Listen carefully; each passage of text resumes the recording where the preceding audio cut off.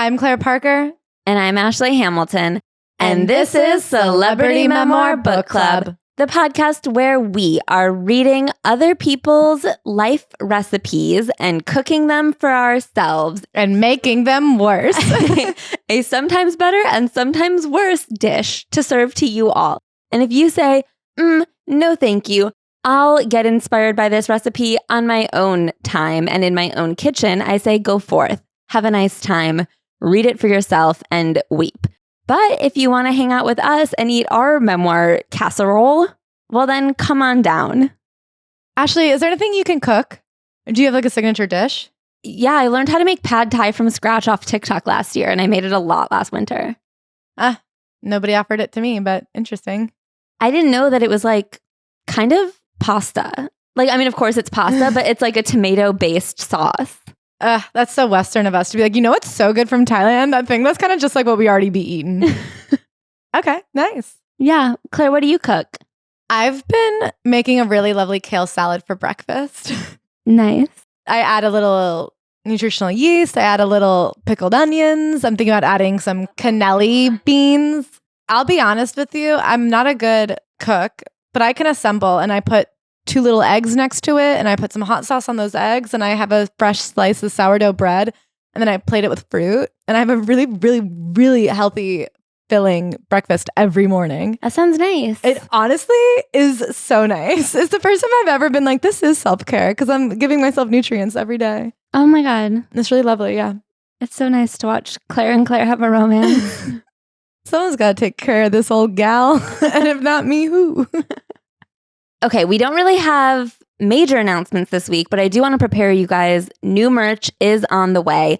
It is an old classic design reimagined. A remix. A remix, just like how Charlie XCX keeps doing, and everyone loves that. So we're doing it too. And there is still some stuff in the shop. So if you're looking for holiday gifts, that's what I'd recommend. 'Tis the season.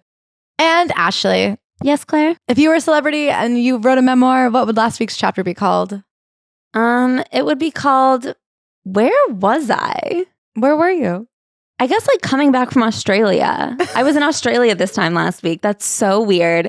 I feel like it never even happened. We had so much fun, and thank you to everyone who came out to our shows. They were incredible. It was incredible to meet you. I just cannot wait to come back. Your culture is wonderful. The way you guys are basically just like us, but with more sun and more vacation days, that was such a smart way to be. Yeah, that's exactly what we always wanted. We said, what if this had more sun and more vacation days and no guns? We've got to go back. Anyway, I do feel sometimes when I come back from a trip, I get amnesia, and I'm like, I guess last week I was just kind of bored. No, I wasn't. I was literally in another continent. I'm trying to think of like what I did this week, and it feels like nothing, but actually I went from Perth to Singapore to New York. Crazy. With a little stopover in LA. And I guess the chapter of my memoir would be sometimes the most story-worthy and notable times are things you completely forget and leave out. It's like my version of leaving out an ex-husband. Claire, if you were to write a memoir, what would last week's chapter be titled for you? Maybe I'm not so bad after all. Oh. Explain. Yeah, we got back, and I like refused to be jet lagged because we have just spent a lot of time in transit. You know, when you're at that point of a trip where you're like, if I don't get home to my goddamn routine in my goddamn bed, and like, I just need to sit down and answer some emails. And I know I could technically do that anywhere in the world, but it's just not going to happen. And I have to get home. And I got home and I was like, tomorrow morning, I'm waking up and I'm living my fucking life. Like, none of this ever happened. And I did. I got back Tuesday night at like 10 p.m. I woke up at 7:15 a.m. I was downstairs. I was drinking my coffee. I was going to yoga. I was answering emails. And I was like, look at me. I'm the toughest girl in the world. I will not be deterred. I felt like fucking Taylor Swift. I was like, jet lag is a state of mind, and I beat it. And then I went to an event and I heard myself try to talk out loud. And I felt like I was underwater. People were like, hi, introducing themselves. And I was trying to come up with one thing to say in response. And I was just like, I don't know. What are we doing? What's going on? Like, I could not come up with a thing to say, a joke to make. And, you know, I walk through this life and I think of myself as someone who's not particularly special or talented. I'm like, what do I do? Talk? Literally everyone can talk. Not you, it seems. Yeah. Losing that ability, I was like, this is not good. And I'm better than this. And it made me really appreciate myself. I was like, you know what, Claire? You could go into a room and chat with people. Not now, but other times. And sometimes you have to lose the one thing you've been given, basic conversational skills. To say, I do have one talent, and it's showing up and introducing yourself and saying, and where are you from? Oh, how long have you lived in New York? I love that. What part of town do you live in? Oh my God, I used to live over there. I love that. Oh my gosh. The G train or the A train? Okay. And I'm great at that. And I lost it, and it made me appreciate myself. I said, Claire, that's really something you bring to the table. You show up and you shake a hand and you ask people where they're from. And that's nice. And you're not doing it today. And I couldn't do it the next day. Yesterday we did a Patreon. God. I wasn't doing it there. I wasn't doing it there either. Yesterday's but sometimes Patreon. I can. I will say our Patreons get long because we just lose track of time because us gals can gab. Yesterday I looked at the clock and it was only 33 minutes and I was like, that's never happened before. It was like when you have a stuffy nose and you're like, I'm never going to take breathing through my nose for granted again. Or if you have a hangnail and you're like, look at my other 9 fingers and none of them hurt and I'm not even thankful. That's how I felt about like walking through the world yesterday, being like, I'm sorry, you said what? Oh, hello? Yeah. Okay, hold on. Yeah, hi back. What comes next? I think that's how Bug has conversations. Give me a minute. I have to think. Anyway, should we get into this week's book? Yes. a.k.a. Garten. Is it? Yeah. Well, how was I saying it that people got so fucking mad at me about? Ina. Okay, can I say something about me? Part of the problem is I know I pronounce things wrong, but then I get so in my head about trying to pronounce it right that I cannot remember what's wrong and what's my instinct. So I said Ina Garten online, and people are really mad with a pitchfork thought I should be tortured to death on TikTok Live. It's so fascinating when 7 people comment something and there's only 7 comments on the video, and then 100 more people need to comment that same thing, where like if you opened the comments to comment, you would see that everyone has already made that comment. I guess I was raised in a culture where you don't make fun of someone for mispronouncing a word because it probably means they learned it reading. And that's actually quite noble. Can I say in this day and age, reading is actually disgusting. We're all Matilda. We're not all Matilda. There's no Matildas. That's the problem. I guess you don't know. You never read Matilda, but... No, but anyone reading is Matilda. They're all listening. You and I were Matilda. And I'm like under attack. And you are all Danny DeVito and not in a good way. Anyway, people really came for me. So then I was like, okay, don't say Ina. Don't say Ina. Her name is not Ina. It's Ina. And I guess what had happened there is I forgot which way I was wrong, but I knew my instinct was wrong. I don't know. That's so tricky. There's so many times where I'm like, it's not what you think it is, Claire. Say the other one. But what I don't know is that I've learned. So it's just tough. It's the same problem I have with like directions. I know my instinct is wrong, but now I can't remember which one's my instinct and which one is like the opposite of my instinct. Opposite. So hit me one more time. Ina, like an eyeball. Ina Garten. Be ready when the luck happens. Can I say something? Huh. When we bought these books at the bookstore in Los Angeles, the day this book came out, I saw that on the cashier where we went to use our credit card to pay. And I remember thinking, great advice from a bookstore. I thought they just like had a friendly reminder to be ready when luck happens. And I was just like, such an odd thing for Barnes and Nobles to tell me, but I'll take it. And then it wasn't until just this minute that I went, okay, that was a receipt. That was a receipt for the book I bought. Got it. That was the book you were buying on the table. It wasn't a display on the cashier. Can I say another thing? And then we'll start. Sorry. Another thing about people being like, you don't know her name. You don't know. First of all, I only ever read it. And then second of all, she told me her name was Contessa. I thought her name was Contessa and she was barefoot. She literally never told us her name. She's been going by a lie this whole time. She also like isn't even the Barefoot Contessa. There's like a lot of layers of thievery going on. She stole it from a woman who stole it from Ava Gardner or something. Yeah. I guess didn't steal, bought. She bought it. She bought it from a thief. Yeah. Ask the profiteers of World War II. Can you buy stolen goods? I don't know. I don't know. We live in America. Okay. Now we can start the book. So the prologue is not that important. It's just like a kind of, this is who I am. It's not even a how did we get here. And who she is someone who takes her own path to get places. So she's on a date with her soon-to-be husband, Jeffrey, and she doesn't want to climb up a hill anymore. So she just starts walking back and forth, like horizontally. And she's scared that he's going to yell at her because that's what her parents did her whole life, was just yell at her and kind of hate her. But instead, he thinks that's so funny. She learned you can go your own way and find somebody who wants to laugh the whole way with you. And that's nice. That is a good lesson. And then we go forward a little bit before we go back in time again. She explains the day that she was working in Washington, sick as hell of her job at the White House, and she saw an ad in the paper. It said, catering, gourmet food and cheese shop. They were trying to sell this store in West Hampton. She was working in the Office of Management and Budget. It was exciting in the beginning because the issue papers I worked on went directly to the president, first Ford, then Carter. But after 4 years of shuffling what seemed like very important papers and pulling numerous all-nighters, I realized that despite my working on multi-billion-dollar federal budgets, nothing ever seemed to get done. And when it did get done, somehow the next year it got undone. I needed to find an alternate track where my success would be measured by my own business skill and nobody could stand in my way. Nobody being bureaucracy. And the president. The president won't stop. Ina. See, I don't know now. My instincts are off. I feel like a mother bird whose baby got kissed by a human and now I don't recognize it. Do you know what I mean? You guys, don't kiss birds. Don't lick them. Don't pet them. If you want to put it near your mouth, you're wrong. Get your pheromones away from my baby bird. I'll never know it. Okay. Okay, so she's bored as hell at the government because she's like, ugh, the government can't get anything done. And so I'm always just like writing these elaborate papers for just like nothing to happen. And Jeffrey is an incredibly, incredibly supportive husband. And he's like, you got to do something you love. And she goes, what if we bought this food store in West Hampton? And so what does he say? Let's go see it. So they drive up and she's like, this is a horrible little idea. The woman wants $25,000 and Jeffrey goes, what we'll do is we'll offer her $20,000. It'll take her a while to think about it. And like in the negotiation process, we'll have more time to parse out if this is what we really want.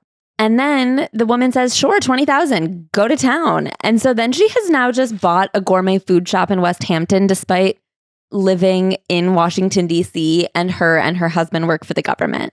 So who's upset about this? Her parents. Their reaction wasn't surprising. We never saw eye to eye on anything. And this is how we begin like her childhood and now the chronological story of Ina. So her childhood was tough. Her parents are mean. It seemed like they had everything. Her dad was a surgeon. Her mom was a beautiful homemaker, but there was no love in the house. And they've often wondered, like, did something happen to our mom that made her so cold? And even though her dad was quite gregarious and well-liked and sociable, he had like a very hot temper and he was very verbally and sometimes physically abusive. And it really scarred the kids. He was very cruel to them.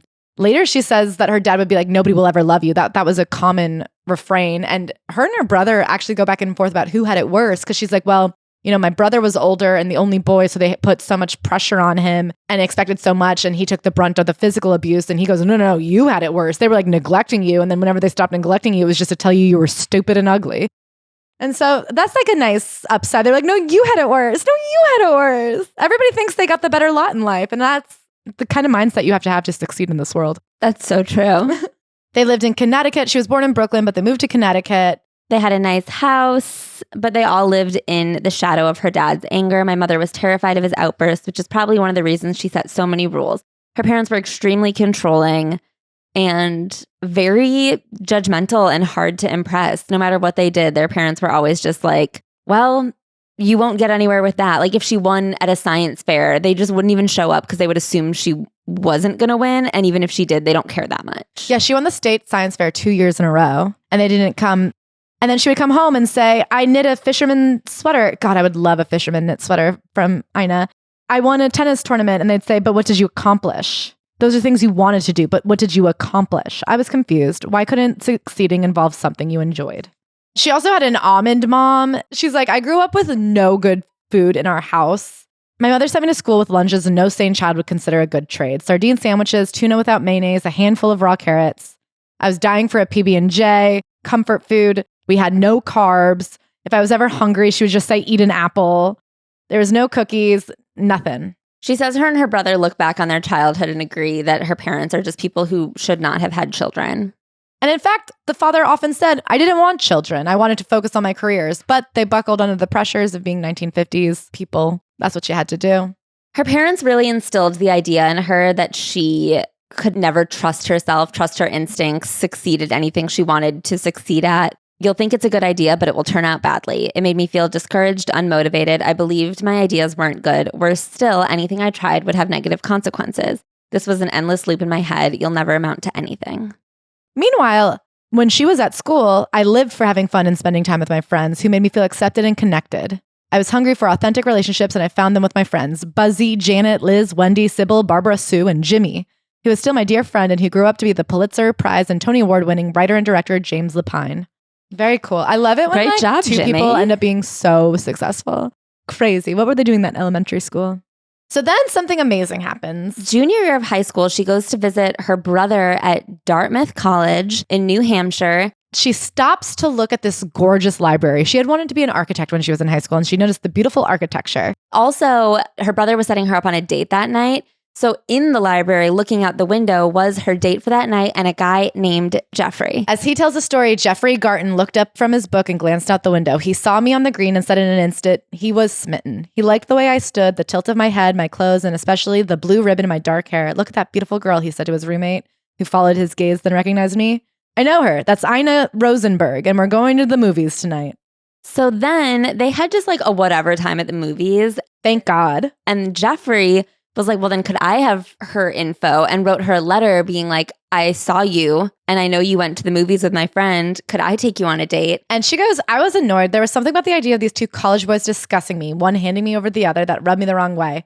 I've been in that situation. And there is something really weird. Like, well, I'm not just like some transferable good. I'm not a Coca-Cola from the machine. You can't just give me to a friend. Yeah, but he is persistent. He keeps on writing letters to be like, you got to go out with me. And finally she does.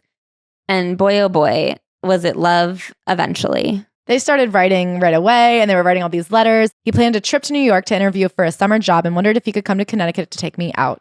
He goes and meets her parents, and even they're a bit taken with him. They go on this kind of crazy date where she's like, well, why don't we go to a bar, even though she's only 17. They get to the bouncer and she doesn't even know what an ID is. Like, he had assumed she had a fake, and she's just like, I didn't even know that there was legislation here. I thought you needed someone to take care of you, he told me, and happily he wanted to be that someone.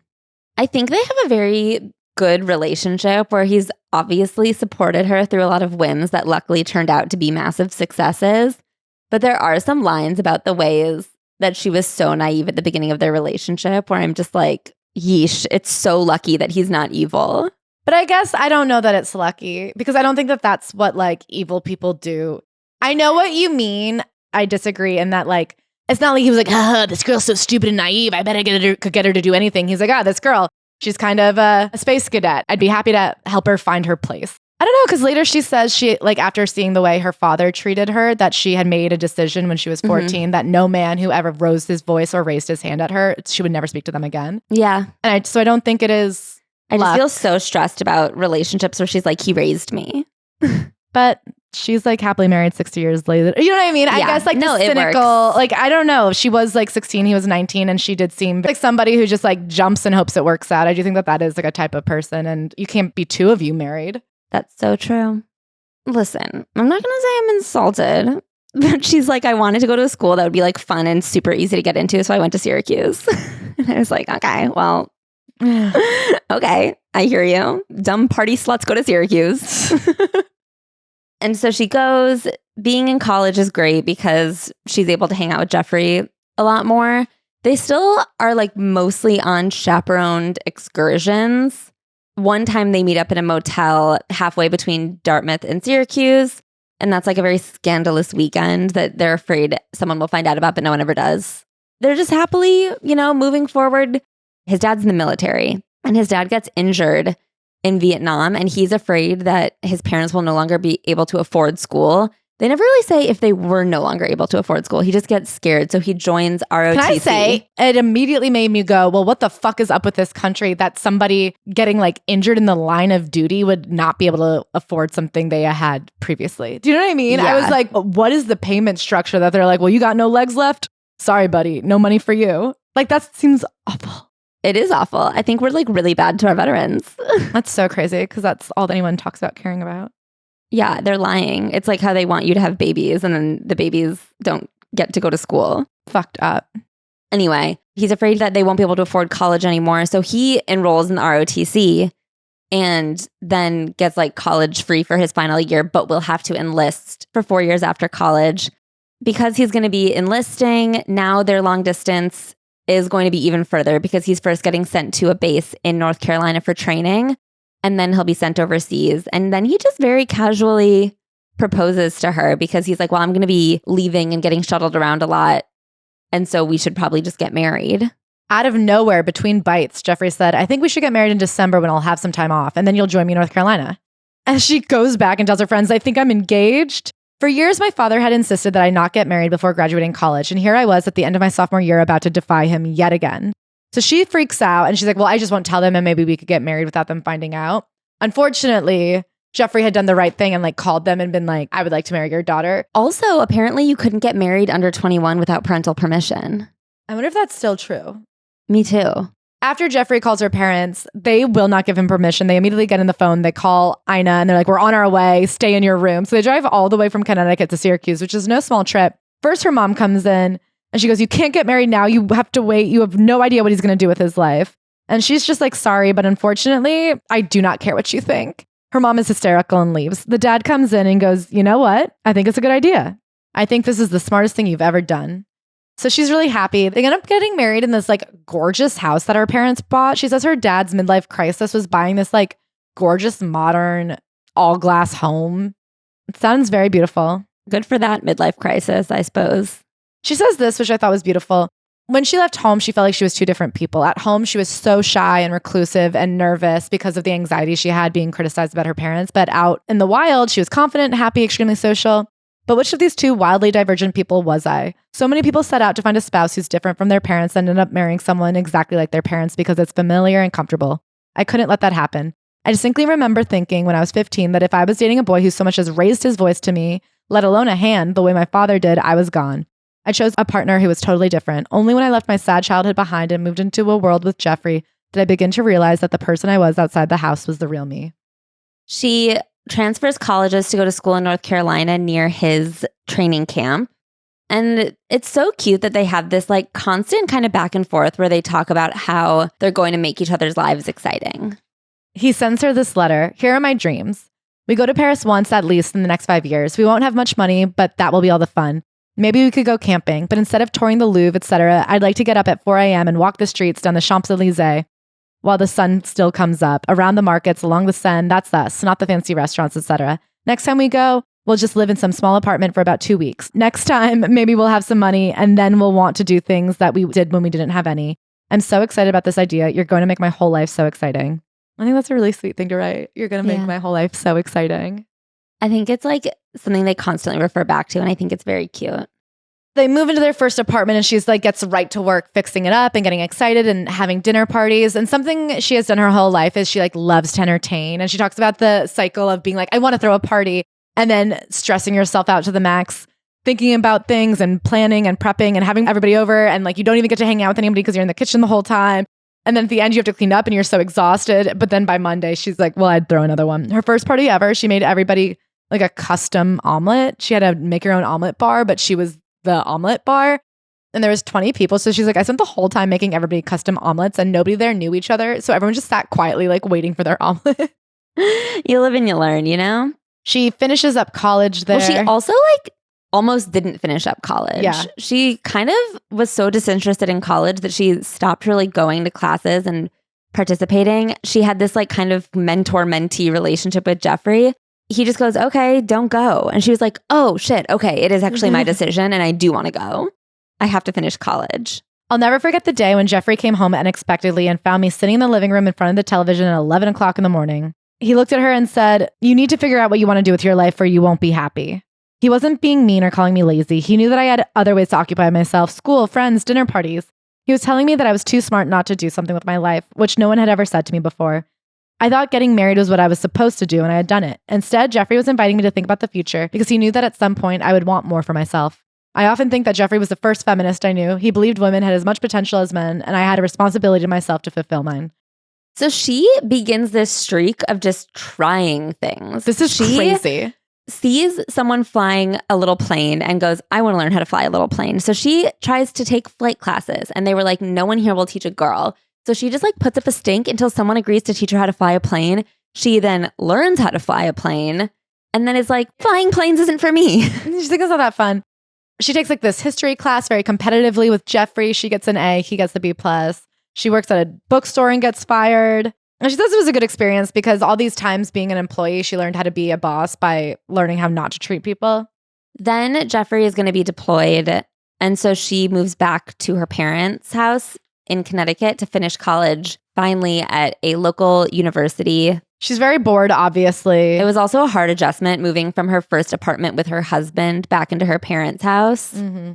So she finishes up school. She takes a business class that she loves because it's all case studies. And she like actually loves real life problems and finding solutions and having to use your brain as opposed to just like looking at stats.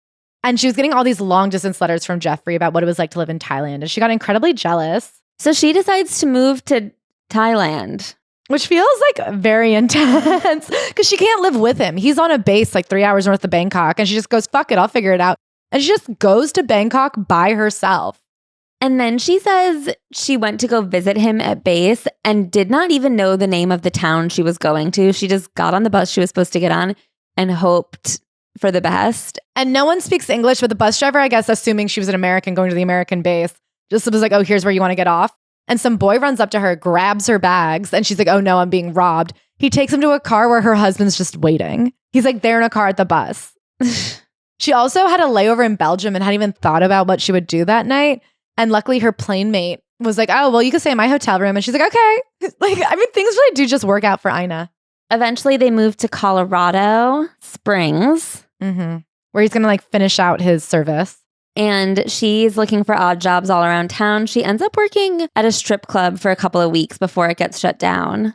She's also making like female friends and other friends who are married to military men. And there is like the background of the sexual revolution in the 70s and kind of female empowerment.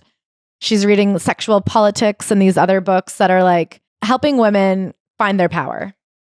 So then Jeffrey is finished with his service. He's, discharged, everything's groovy, and then he's going to be going to grad school. But they have 4 full months between when he's done and when he's going to grad school. So they're like, well, what do we do for that 4 months? We don't have anywhere to live because we don't want to like get an apartment by school yet. And we can no longer live in military housing. So they just went to Europe with like enough money to spend $5 a day and a tent. And they were just like making beans in a tent going through as much of Europe as possible. It sounded like she loved France and hated Italy. They spent like 2 days in Italy and got the fuck out. She was like, well, I couldn't communicate with anyone in Italy, but France had cheese. Our only responsibility was to explore and have a good time. And we knew we'd be really good at that. I mean, if their relationship survived 4 months in a tent in Europe together, they're good. The variety of products in France was astonishing. Displays of fresh cheese, cow, goat, sheep, blue brie, double creme. It's like the first time she's being around like true food ingredients. She obviously wasn't raised in a foodie household. And then also, I think like the real boutique food revolution hadn't happened in the US yet. So this idea of having these like daily fresh made breads and cheeses and like a butcher and a fishmonger and all this fresh produce and everything. She had never really been around that. She just could not believe what she was experiencing. They just like ate themselves through town. And that it was all stuff they could buy on their $5 a day budget. Our experiences at the street markets taught me everything I need to know about the importance of really good ingredients. She had never seen a baguette before. She becomes obsessed with French cooking. She has a very Julia Child experience where she eats this woman's French cooking and is just like, I have to know everything about this. So they have a really incredible time. When I look back, I see the luckiest couple in the world. We were never sick. We were never bored. We never had a meal we didn't love. And neither of us recalls a single bad day, which is pretty amazing considering we were together nonstop. And then she gives a recipe for coq au vin. I will not tell you about it. So then they pack up their stuff and go to Washington, D.C., where somehow she gets a job at the impressive sounding Federal Power Commission. I don't know how she got that job. I don't know how she did anything. This whole book, all of a sudden, she's like, fast forward 5 years now. I was here and Jeffrey was here. And they're both doing the most impressive thing I've ever heard of in my life. And I'm just like, wait, what do you mean? They also are fully living off of her salary because he's in school. He's in grad school full time. She's working. And then within a year, gets really bored. And so she moves to the NASDAQ to be an analyst. I jumped at the chance to be an analyst at the NASDAQ. Suddenly, I was Ina Garten, girl investigator, sniffing out fraud in the private sector. And she's like, to be honest, to this day, I don't really know what fraud looks like. It's very difficult to find, but I was there working hard. And I'm like, Ina, what are you talking about?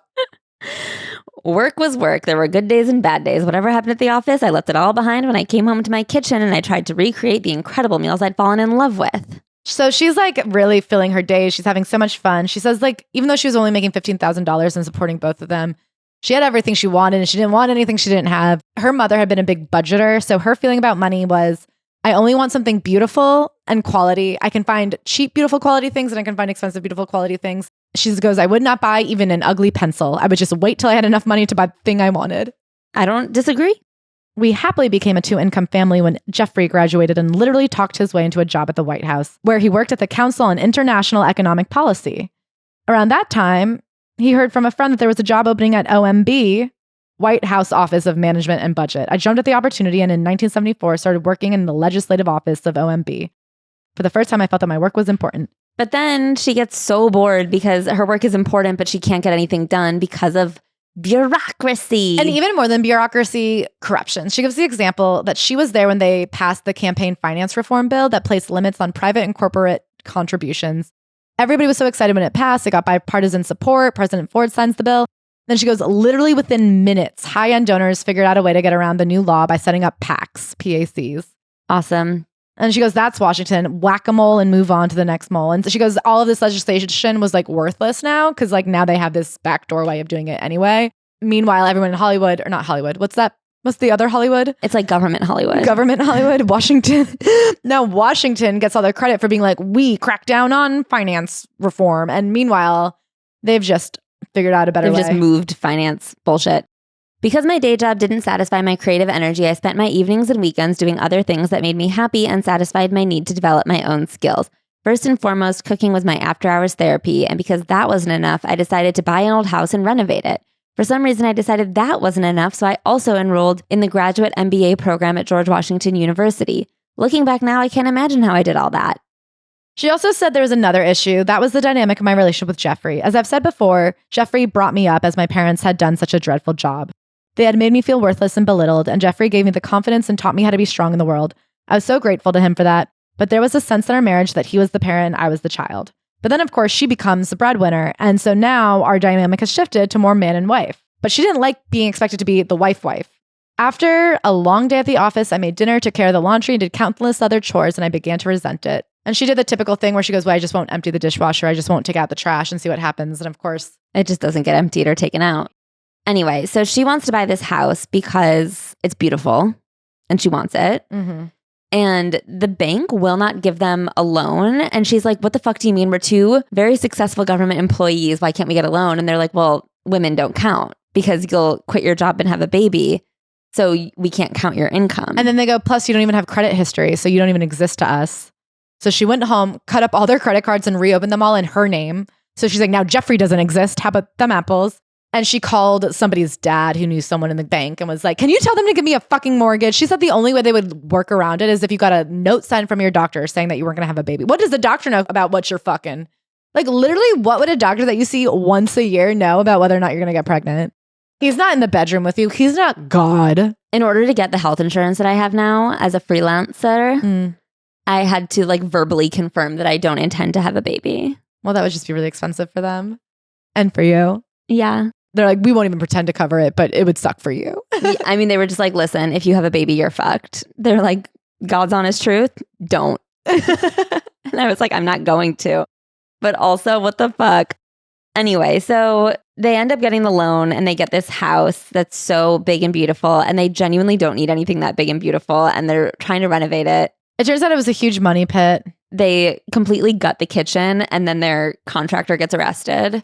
Yeah, the contractor comes in and takes out their one bathroom in the kitchen. And they're like, yeah, but we need those things. And he goes, I'll be back on Monday to fix it. And then he gets arrested over the weekend. And so they spend 4 months trying to find someone else. And they just have to go to like gyms. They're just like showing up at gyms and brushing their teeth. Then she has a meal that changes her life. So since their trip to France, she's been obsessed with trying to master French cooking via Julia Child's recipes. And she's always throwing these elaborate dinner parties where she'll figure out a dish and then cook it 2 or 3 times throughout the week to make sure she knows how to do it for that weekend. But then she's spending the whole time cooking and not enjoying her guests. But then she goes to a dinner party at her friend Dick Erb's house. People used to have the craziest names. I feel like today, if I called someone a Dick Herb, they'd be like, that's so mean. Anyway, so Dick Herb made the most incredible, simple meal. And she was like, oh my God, the trick to entertaining is beautiful, delicious, textured, flavorful meals that are like not hard. Something clicked that night. Why was I cooking elaborate meals that made me feel like I was training for the Olympics when simple food, perfectly prepared and beautifully served, delighted the guests and didn't make the host feel like killing themselves afterwards? Successful entertaining didn't have to be about proving I could master a 4-page recipe. A party was about connecting with your friends and having a good time. Dick Herb changed the way I cook forever. And now Lee Bailey, who later became a friend, was changing how I served food. So she gets so interested in like making the table not become ugly once people start eating. I don't know, man. She thinks of a lot of details, and that's why she's Ina Garten and I'm Dick Herb. Okay, so instead of having like the main in one plate and then the sides on little bowls, what if you had one big platter with like the chicken in the middle, the potatoes on one side, and the carrots on the other side? Really good idea. Have you ever even fucking thought about that shit? No, I don't have a platter. Okay. Do you have the perfect white pitcher, wooden salad bowl, or silver cake stand? No. Do you have any of that stuff? How are we going to throw a dinner party for Dick Herb? Dick Herb is going to take his dick out and put it in your herbs if it's not served well. Come grate a little bit of that Dick Herb onto my... Shut up. Shut up right now. I don't know why that was too far for me, but it really viscerally didn't like it, Ashley. Anyway, so then they decide to get a different house and then they buy it and then they're like, never mind, we don't want this one actually. And so then they get a different house. It's very Tori Spelling, but if she lived in a dual income household and could afford her real estate mistakes. See, I feel like that's why I push back on you being like, I don't love that. Why was he the dad and she's the kid? And I'm like, I don't know. She sounds kind of kooky. Like she saw this house, was like, I really want it and started crying and then bought it and just like simply couldn't afford it. And they had to sell it the next day. Ina has this incredible life where she's so smart and she works incredibly hard and she's made a lot of impulsive, risky decisions. And half of the time, her hard work and intelligence makes it successful. And the other half of the time, her husband's able to come in and be like, all right, we can fix this. I guess it's not even that. I want more information about her and Jeffrey because I feel, we'll get into it later. I get it. They're perfect and also not perfect. They're perfectly imperfect. Just like Ariana Grande and SpongeBob. Exactly. The thing I found frustrating about this book, and if you love Ina Garten, I think you'll love this book. I think it gives all the little dinner party anecdotes that you've ever wanted from her. There's this line that she's walking where she needs to be viewed as like approachable and every woman, because that's like the basis of her recipes and her entire business is that anyone can create these things. Like she's not Martha Stewart. She's not aspirational. She's attainable. You aspire to definitely attain that, you know? And so I think that she has to be just like someone who just is chillin', but also she's a fucking bulldozer. She's deeply intense and she makes intense decisions and then succeeds massively at them. And she is a shark. Like she goes for what she wants. She gets it. And then she also is a feminist and she thinks it's very important for women to be able to take the lead and take charge, but like without losing the approachability that is like the key component of her brand. And so I think that a lot of stuff gets like weirdly flattened out. And in the relationship with Jeffrey, it starts in this very like sweet but young way where he's literally raising her to become the adult she becomes. And then they have this breakup that she is ready to walk away from the relationship entirely. But then now they've been married for 60 years. And I'm like, but what happened? I guess I get what happened. I don't know. I didn't really have a problem with this book. I guess my thing is I am like, some people are better. She does very casually just pick hydrangeas from her East Hampton garden. And it is nothing to her. It's nothing to her to throw a dinner party and have fucking Nancy Myers over. That's just her life. And her life is better than ours because she's better. And I don't know. It's like, it's very effortless to her. And what do you want? She can't help it. She's just better than us. I guess she is just better than us. I just really didn't like the like, oh my God, me of it all. Because I'm like, yes, you. It's been 60 years. Get used to it. I guess I think she does by the end of the book. Like, that's the whole point of this book. That's literally the ending chapter. It's her being like, oh, it wasn't luck. I worked hard. Yeah. I think at present, she's like 28. Yeah. And I think a lot of women I know at 28 who are like the most successful women I know are very like harried and being like, I don't know, I'm just trying my best. Who knows if it'll work or not? And you'll be like, oh, you're like the most successful woman I know. Why do you feel insecure? At the time, I believe that this is how she felt. She did not know it was going to work out. I mean, it was crazy to give up a government job and go buy like a specialty food store in West Hampton. Of course it was, but I'm just saying, yeah, I don't have much of a relationship with her. I never really made any Barefoot Contessa stuff. I kind of didn't know what this was. And I find her a little annoying. And I think people will not like that about me, but it's my truth. I think that's fair. Anyway, so she buys a house, she sells the house, she buys another house. I mean, I will say there was a lot of extra. A lot of houses. And I will tell you, for me, where this book gets boring is when she's like hit stable success in like her 50s, 60s. And she's like, you'll never believe it. It was time to renovate again. Yeah. And she's like, and then here's another great dinner party I had. And here's another beautiful antique I bought. And here's another house in Paris. Who, me? And I actually really admire her relationship with Jeffrey. I do think it's kind of incredible the way he supported her through all of it. I don't know. I'm nosy. I want to know more about the breaking point. Anyway, so she is unsatisfied at the government. And so she goes and she finds that ad in the newspaper and she buys a store. Her parents are furious. She had this, which I thought was interesting. She read this book's passages, which I had actually never heard of, but I guess it was a big book back in the day. And she said that she found that women who grew up in the 1950s, before women had some independence, didn't have female role models to look up to. So they chose to be like the men they admired most. That's exactly what I was doing. I wanted to grow up to be Jeffrey by going into government and enrolling in graduate school, but I wasn't Jeffrey. Her parents were so desperate for her to not become a shopkeeper that they offered to pay me to go back to school and study architecture. She then goes to have a meeting with an architecture school and they're really mean. And she's like, no, I'm a shopkeeper. Buying the store was my answer to the question the teenage me didn't dare to ask when my father demanded to know what I had accomplished all day. At the time, I wondered why doing what you love couldn't be an accomplishment. Now, food and cooking, my hobby, my escape, my obsession, and definitely what I love doing, was about to become my business. And if it all went well, my accomplishment. So this store is called the Barefoot Contessa in West Hampton. She was going to change the name, but then she was like, actually, that is such a good name. Yeah. And boy, oh boy, did it take her to the top. She makes a good call where in the contract, Diana, the previous owner of the store, is going to stay on for a month and teach her the ropes. She also has this crazy thing where she had rented a house in West Hampton for the summer. She gets there and there's another family there. And she's like, so there's already another family in this house I'm supposed to live in. And it's really hard to find another house because it's already summer in West Hampton. Everything's been rented. So the family just agrees to let me stay too. She's like, it worked out perfectly because they were only there on weekends and I was working constantly.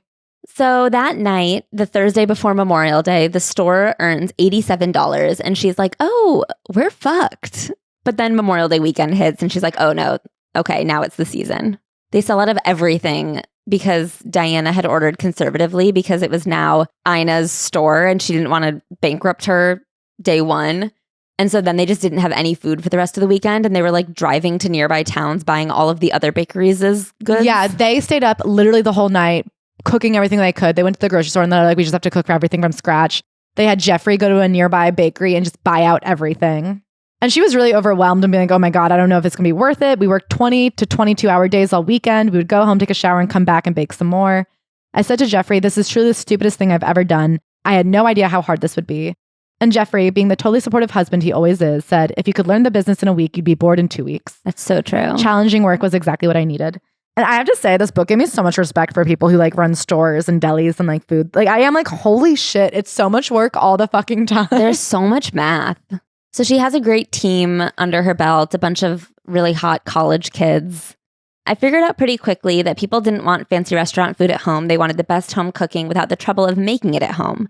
So that's kind of what she anchors this business in. How can she be the place where people stop by to get the best home-cooked meal at their Hamptons house? And she also learns very quickly that in the Hamptons, money is no object, so she can charge well. Mm-hmm. She tries some weird shit. She tries like beet and herring. Nobody wants that. Veal with morels. Nobody wants that. She also gets very, very into display and the psychology of how you put things out. She has the chicken on a beautiful platter and no one buys it, but then she puts the chicken in cute little like picnicky French fry boxes. And everyone's obsessed with them. And so then from then on, they're selling the chicken in picnic containers. She's also, I guess, in her early 30s at this point, and she doesn't like that she's not getting the respect as the owner. She's being treated just like a regular worker there. So she goes and buys like a giant gold necklace, and everyone starts treating her different. I love that when changing your behavior, in this case, how I dress, changes everything without your saying a word. It's a lesson that I've used many times in my life. Her first ever catering experience, when she's like, no, I don't cater. They're like, we'll pay you anything. And she shows up, she puts all this work into the food. Nobody eats the food. And she's like, oh my God, I'm a disaster. I'm ruined in this town. And then it turns out that he was like the biggest cocaine dealer in West Hampton. And that's why nobody there was eating the food. Yeah. And then he offers her blow. And she's like, oh my God, what the fuck does that mean? And then she goes back to the store to slice some smoked salmon. And she goes, I sliced it so fast. Oh, Ina, you saucy devil. Every day at the Barefoot Contessa was different. There was one really hard day each week. So every week she would have to drive into New York City and get all of the specialty ingredients that they were selling at the store. That sounds horrible. Yeah, it was like a 20-hour day. She would start at 3 a.m. and be back by midnight. She also was like the older sister to all the girls who worked there. Whenever one of the girls broke up with a boyfriend or had a fight with mom, I'd walk her across the street to a nearby dock, a pretty place with boats, to talk her down from the cliff. My summer of bliss was a different experience for Jeffrey, who probably felt that he was watching a speeding train pass right by him. I suspected that he saw the Barefoot Contessa as my summer job and thought that when the store closed in September, we'd go back to our old life in Washington and the old roles that went with it. So she obviously hates a husband-wife dynamic. She doesn't want to be responsible for like keeping the home when she's working her ass off. I think it is tricky too for women who like love cooking. Mm-hmm. I feel like I see this a lot. What happens when your passions are domestic? Like you can love cooking without wanting to be a housewife. But I understand how that might make the boundaries less clear than if you're like, I'm at work all day. Totally. She realizes that she needs time to figure out who she wants to be in her life, and she suggests that they separate. The other problem is that when Jeffrey came on weekends, he was a distraction. I didn't pay enough attention to him. I'm absolutely sure about that. I feel terrible whenever I think about it. I just wanted everyone to leave me alone so I could concentrate at the store. I wanted to spend all my time working, learning, and making the store better. I'd asked the only man I'd ever loved for a separation, knowing I was taking a terrible risk. She does take a lot of these risks, and she always kind of walks you through them and knows that when you are gambling, everybody leaves something on the table. She's not in this thinking, I'll put all this stuff on the line and then definitely get what I want. She knows that she could lose everything. Sometime in the middle of the summer, we went for a walk on the beach. It was the hardest thing I ever did, but I found the courage to start the painful conversation. Haltingly, I told him that I needed to be on my own. He said, like, of course, take the time you need, and he went back. For the rest of the summer, I focused on the store and catering in the store. Nothing prepared me for the bittersweet reality of Labor Day when everyone goes home and the business closes for the winter. Was I free or completely unmoored? So she finds an apartment in New York City, and then she just like rots. There was no reason to get up. I had no purpose. I had no space to cook in the terrible kitchen. She just like is in New York alone. She doesn't know anyone. She doesn't have a job because she has that summer store in West Hampton. She's living off the money she made from the summer, which is like enough to live on, but not crazily. So one day, Jeffrey called to check in. What's going on? I went directly from hello to a total meltdown. When I got to the part about not being able to get out of bed, he spoke calmly and reassuringly. Why don't you just take a taxi to Grand Central Station and catch the next train to Washington? I'll pick you up at the other end. I'm going on a 6-week round-the-world trip for the State Department. Your friends are here. Your support system is here. Just stay in our house where you'll be comfortable, and I'll see you when I get back. So like they sit down and have a conversation, and he goes, what can I do to change your mind? And she's like, he didn't understand how bad it was for me, not because I didn't love him, but because I just couldn't live with him in a traditional man and wife relationship. Maybe I should have had more confidence in Jeffrey, but I'd never been through something like this before, so I didn't know it was possible. Let me be clear. Jeffrey hadn't done anything wrong. He was just doing what every man before him had done. But we were living in a new era, and that behavior wasn't okay with me anymore. I had changed. I felt differently about myself. My summer at Barefoot Contessa showed me who I really was. And even though many of my experiences at the store and when I was on my own in New York had been a trial by fire, I came out of the challenging times feeling stronger and more secure. And for the first time, I had a real sense of my identity. I couldn't go back to the way we were when my sense of self was so dependent on being a wife. The only chance of this working is if you go to a therapist, I told him. I hoped that if he discussed our situation with a professional, he'd see me differently. I realized Jeffrey's willingness to see a therapist was as significant as anything that might happen during their session. He was that determined to convince me he was serious about making our marriage work. If he could change a little and I could change a little, we could meet in the middle and start again. So he goes on his trip. She takes 6 weeks in DC. They meet up in Palm Springs. Moving forward, we could be equal to take care of each other. It wouldn't happen overnight, but if we worked toward the same goal, we could change things together. I remember thinking, oh my God, this is the most wonderful man. I'm falling in love with someone who just happens to be my husband. And they've been together ever since. A therapist many years later told me her theory on marriage. When you're young, you marry someone who has the qualities you wish you had. In my case, I was drawn to Jeffrey because he was smart and serious. He was a grown-up. He did the same thing, seeing me as someone who was always fun and happy, the life of the party. As you grow older, one of two things happens. Either you start to find those differences increasingly annoying and you grow apart, or you gradually become more like each other, even as you remain who you are. With time, Jeffrey became lighter while I became more serious without losing my sense of fun. Eventually, we found our balance. We'd resolved the big problems and now we had to figure out practical choices. So they're still in this long distance relationship. Jeffrey's looking for a career change. So he goes to talk to this guy about a job in Chicago. And the guy was like, well, why don't you work for us in New York? And bam, Jeffrey is a New York City investment banker at Lehman Brothers. So now he's in New York and she's in West Hampton, which is a lot easier to manage. They get a beautiful home on the top 2 floors of a beautiful Greenwich Village townhouse. Good for them. She spends all winter testing out new recipes and catering. How fun. She does some cooking classes to get better at cooking. And then she gets this great new chef for the Barefoot Contessa. Yeah, her name is Anna Pump. She has this funny moment where someone goes to buy the cheese platter at their store and Anna's busy and Ina's like, well, that doesn't involve cooking. I should just do it myself. I decided to make it myself rather than bother Anna. Piled all kinds of things on that platter that might go with cheese and it must have looked like a dog's breakfast. Anna very quietly walked over to me and said, now take everything off that platter, put a large bunch of grapes in the middle, put the cheeses back around the grapes, then put a few groupings of strawberries and crackers, and then stop yourself. Anna taught me that often less is more and quality is everything. So their goal with the Barefoot Contessa is to make your favorite comfort foods, but like better than you remember them. So they make this great onion dip. They make all kinds of just delicious items. I think I'm going to make that onion dip for my birthday. I'm excited. Because she was like, you know, we had always had onion dip where it's like sour cream and then the Lipton's onion soup dust. And she goes, but what if you actually just caramelized onions? And I was like, I love caramelized onions. Really good idea. She also learns even more about how to make the display of the whole store more welcoming. She wants it to feel like a place where you just come and you run into your neighbors and buy something delicious and have a lovely day. I thought about every part of every interaction with customers. I know it's so much work and I would actually die if I had to do it for 2 days.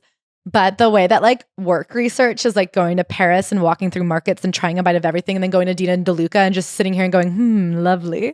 The way that like she knows every specialty store. She's like going to EAT on the Upper East Side, every beautiful market in the world and being like chocolate covered pretzels in the front.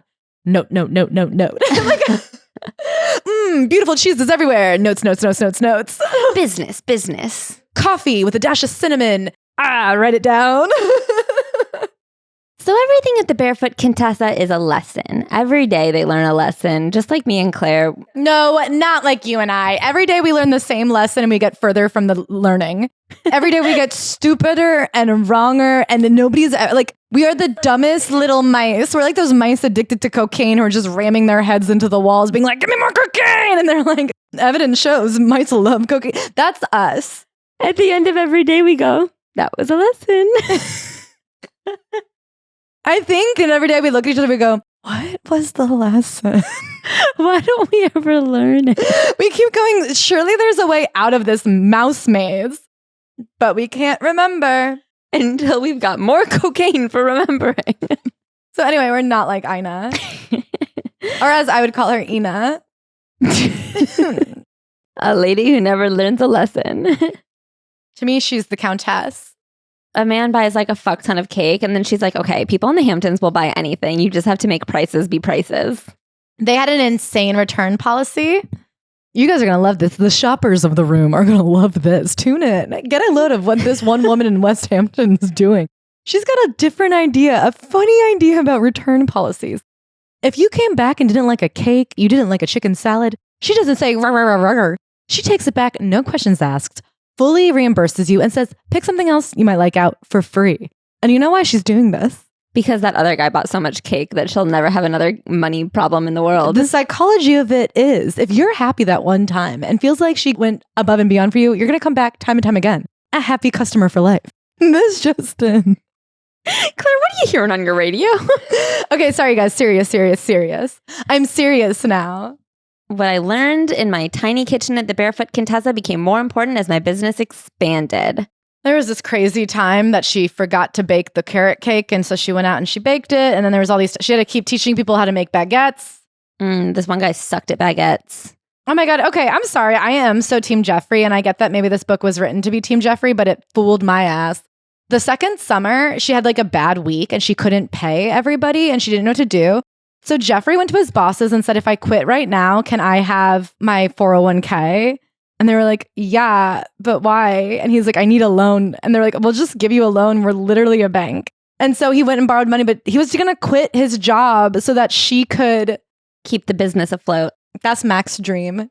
Mac's dream is that he's like, to support Claire, I had to quit my job. No, I wish there was another way. But unfortunately, the only way that you can keep pursuing this crazy dream of yours is if I stay home and hang out.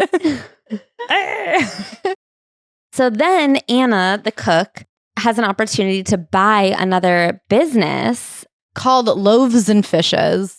That's a Jesus reference, I believe, in case you didn't pick up on it. Suspicious. Suspicious that he's a ghost opening a restaurant. It's a reference. It's not like a co-ownership situation. In the eyes of the Lord, we don't own anything. You don't know about the New Testament. I literally don't know anything about Jesus except for his first name. I don't even know his last name. So she opens it and Ina's like, see what I've done to myself? Now I can't remember. Eyeball Ina. Ice cream Ina. That's what it is. Yeah. Ice cream. Ina is like, let's go in on it together like best friends. And her friend is like, that's okay. I really want to own my own business. And she's like, well, what if we share everything? And she's like, totally. So they share recipes and stuff and suppliers. And sometimes extra baguettes and sometimes extra spoons. It's hard for her to work without Anna, but she's very happy for Anna to have her own little business a couple towns away. And she loves being friends with all of the great specialty store owners across town. Eli Zabar is like her close paleo from Here's Zabar's. What I have to say. That's our Erewhon. Yeah. Have you ever seen a strawberry in Zabar's? $400, perfect. She loves to list her friends. Bobby Flay, ever heard of him? No. Danny Meyer? No. Okay. Oh, Aaron French, the inventor of French food. Is that true? I was like, how does she not like this joke? It's so Ashley. But then you out Ashley'd me. Then there was a big drama where it turned out, so basically she bought the store, but she didn't technically have the rights to the lease. There's a difference between sublease and assignment.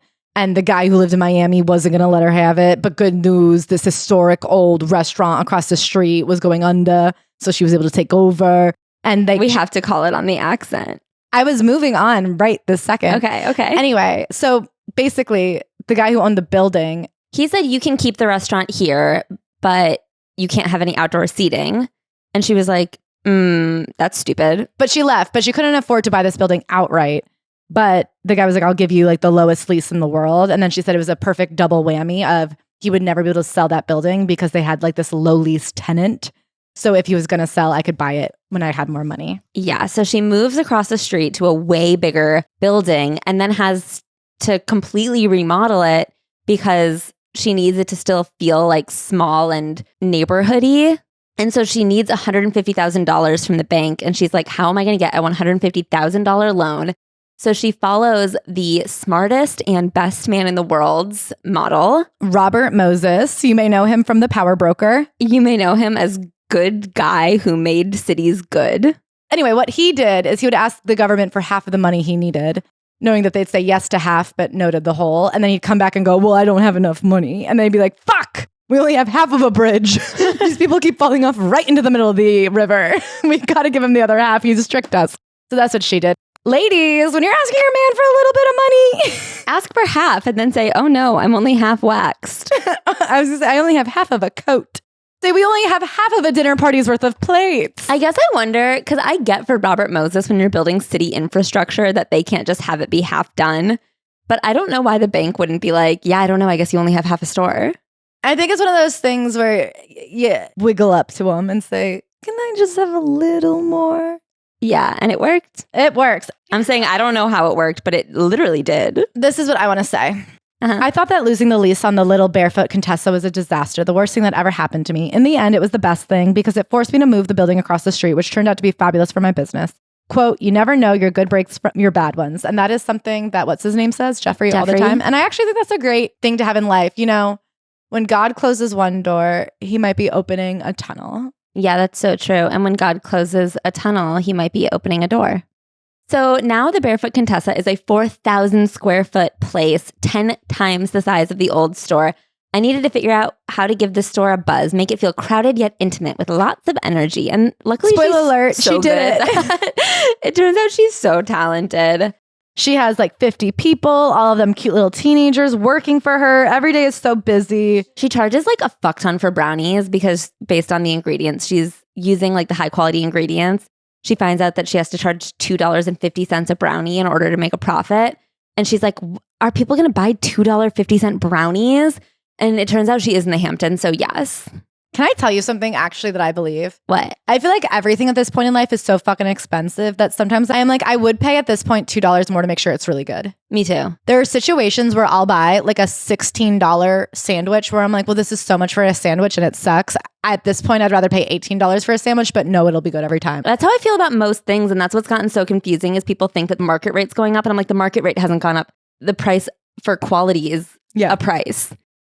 So things are pretty good. She's learning lessons, but overall, it's a perfect staff having a perfect time having Barefoot Olympics. And then something crazy happens. The Dean and DeLuca lease is up and Mr. Dean is fighting with the landlord over 50 cents a square foot. He'll pay $14.50 and the landlord wants $15.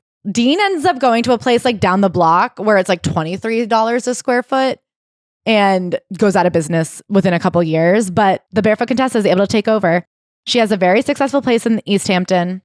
But unfortunately, her friend, Loaves and Fishes, is down the block. And she's like, how fun. We can all own it together. And she's like, no, again, I just wanted to own my own little business. And then she's like, well, will you be mad if I have a business right next door to your business selling the exact same thing? And Anna's like, yes. So she buys it anyway. Anna stops speaking to her. And a year later, it turns out that everyone won. And now they're friends again. I guess she had tried to talk Dean and DeLuca out of moving because she's like, just, you'll go out of business. This is a terrible idea. And she says, a few years after they closed, it was sad, even for me, because I adored Joel Dean's store, but it was a reminder to never dig in your heels on a negotiation, especially if it's just about money. She has done that a bunch, though. She just was right. Yeah. This was like them digging their heels in and being wrong. Like she dug her heels in about the outdoor seating. She's one to really dig. Anyway, so guess where Jeffrey has to go? Tokyo. And he's like, the only way I'll do it is if you give me a first class ticket for my wife anytime she wants. And they were like, okay. And he's like, well, what about an apartment? And they're like, okay. So he goes to Tokyo for a year. It's a lot of work. She is like flying out Monday, landing Tuesday, and then leaving Thursday to get back to the store by the weekend. And he's doing the same thing every other month. And she's now running 2 stores, doing a long distance relationship with her husband in Tokyo. And so after a year, she's like, something's got to give. And then somehow on his flight back, he stops over in Hong Kong and gets a job. And they're like, we're begging you. You're the only person who can handle this bankruptcy accreditation merger. So he does it for a year and then he comes home. But she's like, when he wasn't working for them, he was writing for the New York Times and other publications. Jeffrey is the most successful man in the world. Only to be eclipsed by his more successful wife. You'll never believe. Every time we check back in with Jeffrey, Ashley's like, and now he's the Queen of England. And now he's the President of the United States. Anyway, Jeffrey, he had taken over NASA. Anyway, Jeffrey has colonized the moon and he's actually doing a really good job up there. But then he came back down and he became the king of Earth. So it was a lot. She was running 2 stores, commuting to Asia to visit her husband. And it occurred to me that this might be a good time to eliminate another source of stress in my life, the store in West Hampton. I turned into Where's Waldo, bouncing between the 2 stores and felt like I was losing control everywhere. So she just sells West Hampton. She gets rid of it. She closes it down. She's like, the people there were pretty upset, but whatever. I am like, damn. You really wanted to be with the fancy pantses, huh? Yeah, it's so funny because she has a hard time fitting in East Hampton at first. They're like, you're not Dean and DeLuca, so you have to leave. But then they end up getting used to her and there's like a ton of celebrities that come into the store. And so then she's like, why am I going to West Hampton when Steven Spielberg is in East Hampton? And it's a valid question. I will say, I think one of the secrets of her success is like getting in with the locals of East Hampton, who are, you know, the richest, most powerful people in the world. Like Martha Stewart is a big fan of hers and then they become friends. And it does help to get a TV show when Martha Stewart is like your fan and friend. Around this time, she starts seeing a therapist. She was just like, I'm really overwhelmed. And so she starts going to a therapist and it turns out she needs to get to the root of her unhappiness and low self-esteem. And it turns out it was her childhood. And it helped her to unpack that the highly critical voice in my head was actually my parents' voice, not mine. It's really hard to separate yourself from that voice, but I started telling myself, that's what my mother would have said. Everything you've done has come out better than you could have ever imagined, so listen to your own voice. She also like briefly touches on their choice not to have children, and she doesn't even talk about why. She just says like, you know, Dolly Parton told Oprah, if I had had children, I wouldn't have had the freedom to do all the things I've done. And she doesn't really get into the discussions they had about it. They just don't have children, which is great. But it's interesting because she had a conversation with her brother at one point where they were both like, I don't want to have kids because I don't want to treat my kids the way I got treated. Ken, her brother, ultimately does adopt a baby at the age of 48, which is pretty late, but she obviously never does. So then they decide to buy a house in the Hamptons, which it's weird that they hadn't already, I guess. There's a lot of real estate talk in this book, which is one of my big pet peeves. I gave her a couple because I do feel like it does tie in with what she does because she does cook from home. But there's a lot of like, we loved this house and then we didn't get it, but then we loved this house and then we rebuilt it brick by brick. Can I say, the way they are with real estate is psychotic. They really are Tori Spelling, but they do have the income to act the way they act. Their rule of thumb is don't buy a house for more than you can sell it. I've never heard that before. I've never heard people buying a house, living in it, and just hoping they make back what they bought it for. Most people are like, don't buy a house unless it'll go up. Yeah. Okay. So they buy a house in East Hampton. Then they decide that this house just isn't big enough and there's no room on the property to build an office for Jeffrey. So instead, they buy a lot down the street and then rebuild the exact same house on that lot, but like with an office. There's no way that's the smartest move. So it's now 1996 and she decides to sell the businesses altogether. She sells them to her executive chef and manager, and they come up with a little finance scheme where they pay her out of the profits, which is nice. At the time, Jeffrey was commuting from Connecticut, where he was happily working in his new position as dean of the Yale School of Management. Wait, did we already skip the part where he was working for the Clinton administration? Maybe. He works for Blackstone at one point. He works for the Clinton administration, so he's commuting to Washington. But they're trying to figure out, what does she do next? After 18 years of being in the food business, what I didn't like about running the Barefoot Contessa was overshadowing what I used to love. So luckily, it doesn't take her 2 weeks to get bored. It took her 18 years, but boy, is she sick of it. So she gets out of there, but she's like, what do I do now? And somebody says, you have to just sit around in silence until it comes to you, but it'll come to you, which is actually what my friend Oprah recently said. So she ends up deciding, what if I try to do a cookbook? And everybody's like, you'll never do a cookbook. And guess what? She sells a cookbook and it's wildly successful. First of all, why would she not be able to do a cookbook? That feels insane. Second of all, she says, the first thing I did was put together a book proposal thinking no one would ever see it, but I threw myself into the project. I told my agent to send the proposal to Roy thinking that would be that. Okay, you can't skip the part where you have a book agent. That's what I was wondering too. But also she was like, I was writing a column for Martha Stewart Living because my friend Martha Stewart, I'm like, okay, so you were like quite successfully and somewhat nationally known at least. It feels that it isn't actually random that you would sell a cookbook. And it feels that it isn't random that you would sell a cookbook to the top cookbook maker because you are writing for Martha Stewart Living and you have a book agent. Long story short, it's hugely successful. It ends up selling 1.5 million copies. She kind of changes the game in that she does super realistic photos. She does only 75 recipes, where at the time it was all about having like recipe Bibles with hundreds of recipes. She can't believe it. Even in California, they're selling out.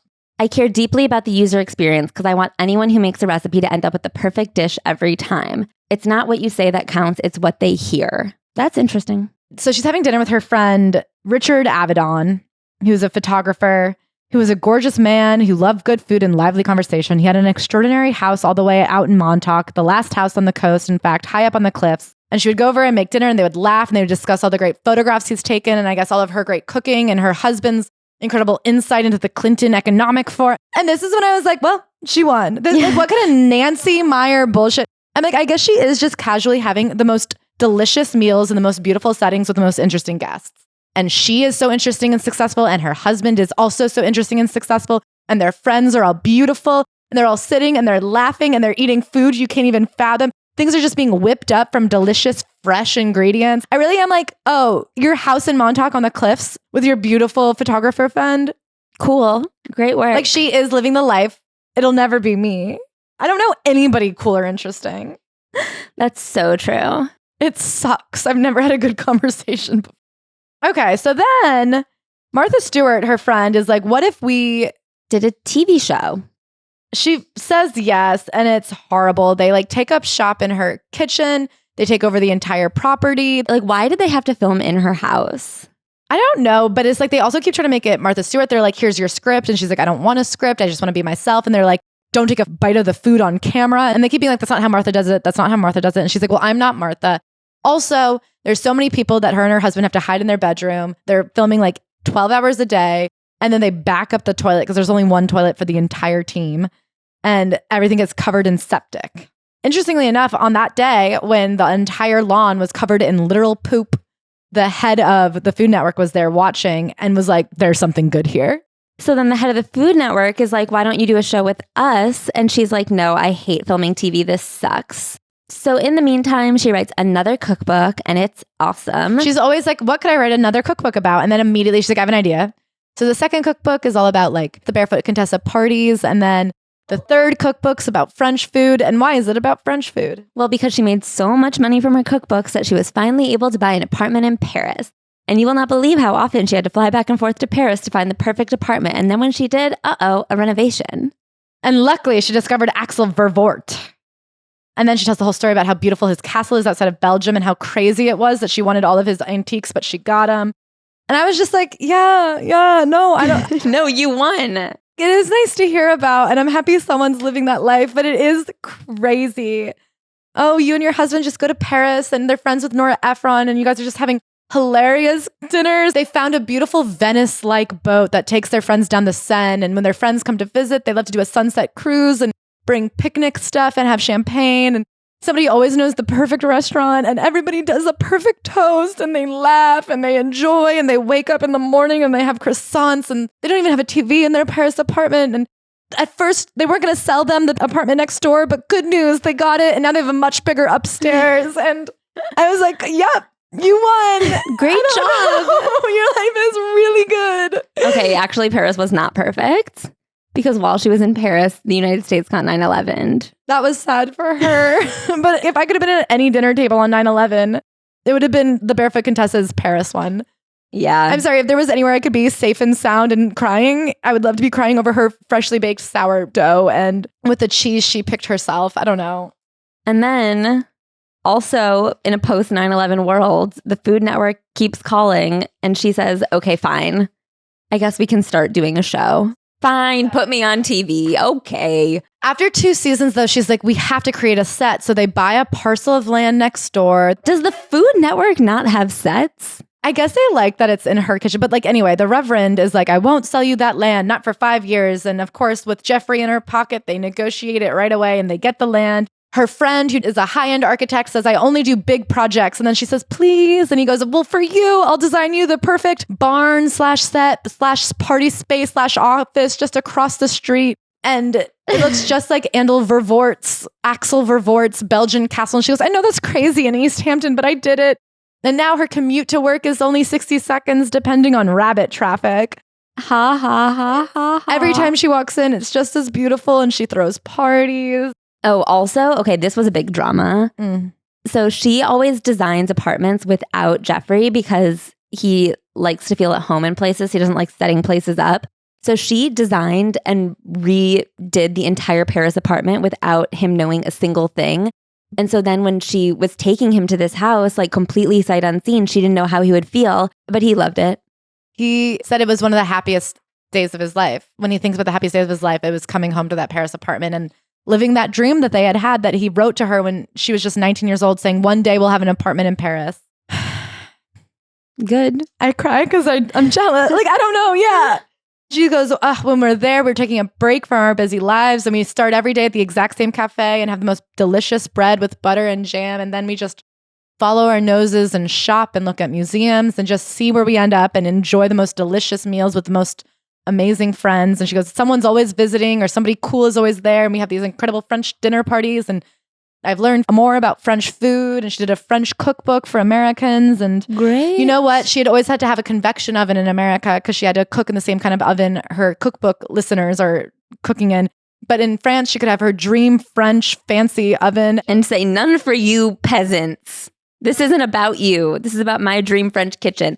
Oh, wait, I want to tell you about her show where she has her friends on to cook with her. So that's like the premise of her show is people come over and she's like, they're always my actual real life friends. And people will always write in thinking that just anyone can come cook with her. And she always has to like turn them down and say, no, you're not my friend. These are Ina's friends. It's not just random.